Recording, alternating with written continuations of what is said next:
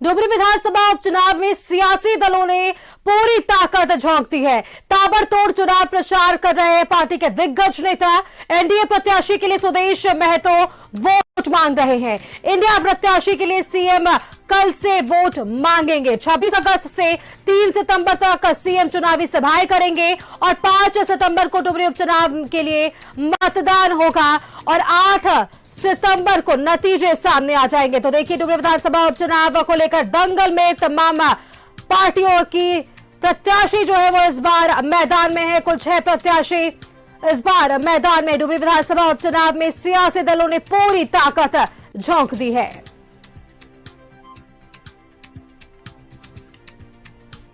देखिए, दिवंगत जगन्नाथ महतो के निधन के बाद से ये सीट खाली है और इसके बाद अब यहां डुमरी विधानसभा उपचुनाव होना है।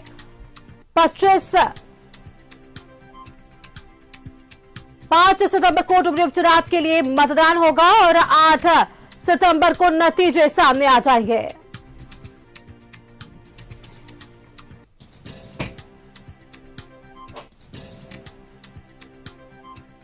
एनडीए प्रत्याशी के लिए सुदेश महतो वोट मांग रहे हैं और इंडिया प्रत्याशी यानी कि बेबी देवी के लिए स्टार प्रचारक मुख्यमंत्री हेमंत सोरेन चुनावी सभा को संबोधित करेंगे।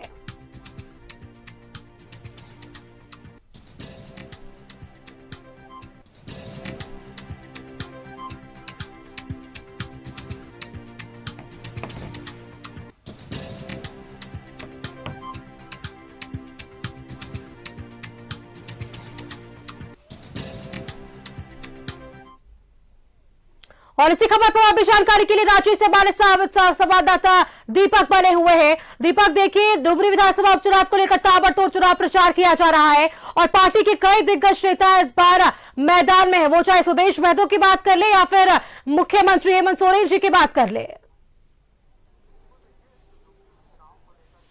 जी बिल्कुल, देखिए, डुमरी उपचुनाव को लेकर के जो सियासत है वो तेज हो गई है और ताबड़तोड़ प्रचार प्रसार वहां पे की जा रही है। 2 कैंडिडेट के बीच सीधा मुकाबला है। INDIA मोर्चा के तरफ से जेएमएम के कैंडिडेट बेबी देवी और एनडीए के तरफ से आजसू प्रत्याशी यशोदा देवी, इन दोनों के बीच सीधा मुकाबला है।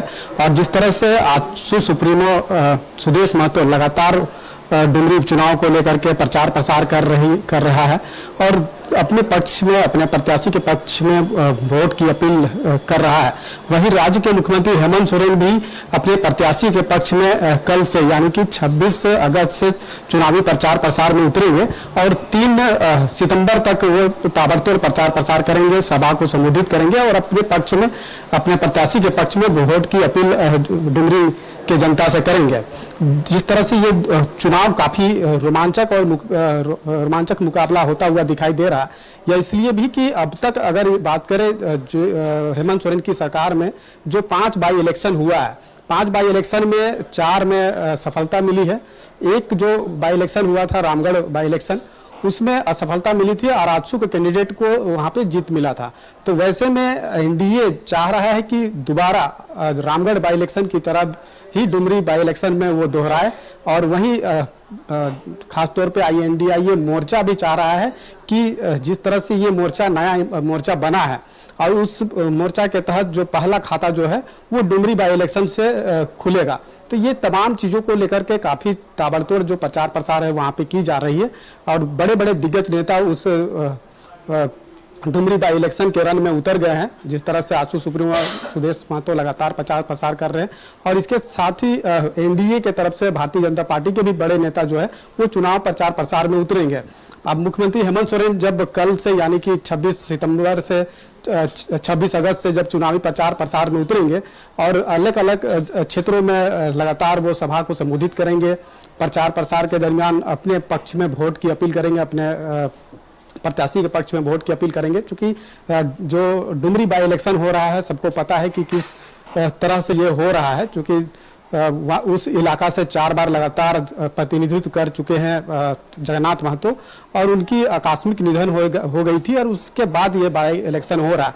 वैसे में उनकी पत्नी जो बेबी देवी कैंडिडेट है जेएमएम की ओर से, तो वैसे में बेबी देवी के पास भी एक बड़ी चुनौती है और झारखंड मुक्ति मोर्चा INDIA मोर्चा का भी एक बहुत बड़ी चुनौती है कि उस दिवंगत जयनाथ महतो की जो सीट है उसे वापसी हो। और जिस तरह से ये बाई इलेक्शन हो रहा है काफ़ी रोमांचक और कड़ा मुकाबला सीधे तौर पे जो है दो कैंडिडेट के बीच में देखा जा रहा है। लेकिन इन सब के बीच जिस तरह से AIMIM पार्टी के द्वारा भी एक कैंडिडेट उतारा गया है, जिसका बीते जो इलेक्शन हुआ था 2019 में लगभग 25,000 वोट उन्हें मिला था। तो वैसे में क्या वो IMIM का जो कैंडिडेट है वो किनका जो इस बाई इलेक्शन में किनका खेल बिगाड़ेगा, किनका खेल बनाएगा, ये भी एक बहुत बड़ा अहम भूमिका होगा IMIM जो कैंडिडेट है। और ये सीधे तौर पे अगर आप बात करें जो 2019 की जब इलेक्शन हुआ था उस दरमियान लगभग 71,000 वोट जगन्नाथ महतो को प्राप्त हुआ था, जबकि NDA में आजसू और BJP दोनों अलग अलग चुनाव लड़े थे और दोनों कैंडिडेट को लगभग 26,000 वोट मिला था। लेकिन इस बार दोनों आजसू और JMM एक साथ चुनाव, आजसू और BJP एक साथ जब चुनाव लड़ रही है तो वैसे में तमाम जो समीकरण है वो कहीं ना कहीं बीते 2019 के मुकाबले इस बार बदला हुआ दिखाई दे रहा है। अब जिस तरह से अब चुनाव प्रचार प्रसार हो रहा है, चूंकि अब चुनाव का समय नजदीक है, 5 सितंबर को मतदान होगा और फिर 8 सितंबर को इसका रिजल्ट घोषित किया जाएगा। तो अब देखने वाली बात होगी कि किस दल का जो है उस इलाके में डुमरी उपचुनाव में जीत होता है। लेकिन जिस तरह से मुख्यमंत्री हेमंत सोरेन ने एक बड़ा दांव भी खेला है कि मधुपुर में जिस तरह से बाई इलेक्शन हुआ था हाजी हुसैन अंसारी के निधन के बाद और इलेक्शन से पहले ही हफीजुल हसन को मंत्री बनाया गया था और उसमें सफलता भी मिली थी, तो उसी तरह से बेबी देवी को भी जो है मंत्री बना दिया गया है कैबिनेट में और उसके बाद ये चुनाव हो रहा है। तो वैसे में ये बहुत बड़ा एक कह सकते हैं कि दिलचस्प तो मुकाबला है ही, लेकिन साख जो जगन्नाथ महतो का जो साख है उसे भी बचाना बेहद जरूरी है। तो इस लिहाज से भी जो महागठबंधन INDIA मोर्चा के द्वारा भी जो है इस बार काफी जोर वहां पे देखने को मिल रहा है। जिस तरह से मुख्यमंत्री हेमंत सोरेन कल से यानी कि 26 अगस्त से लेकर के 3 सितंबर तक लगातार वहां प्रचार प्रसार करेंगे। इसके अलावा जो महागठबंधन की सरकार जो चल रही है उसमें तमाम घटक दल के भी बड़े नेता, कांग्रेस के भी बड़े लीडर जो है वो चुनाव प्रचार प्रसार में उतरेंगे। अब देखना होगा कि जब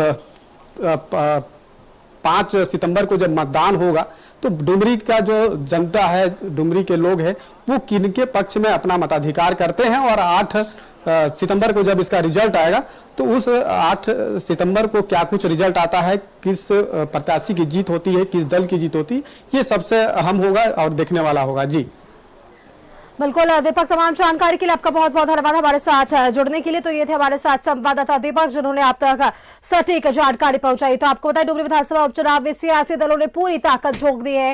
ताबड़तोड़ चुनाव प्रचार प्रसार पार्टी के दिग्गज नेता कर रहे हैं।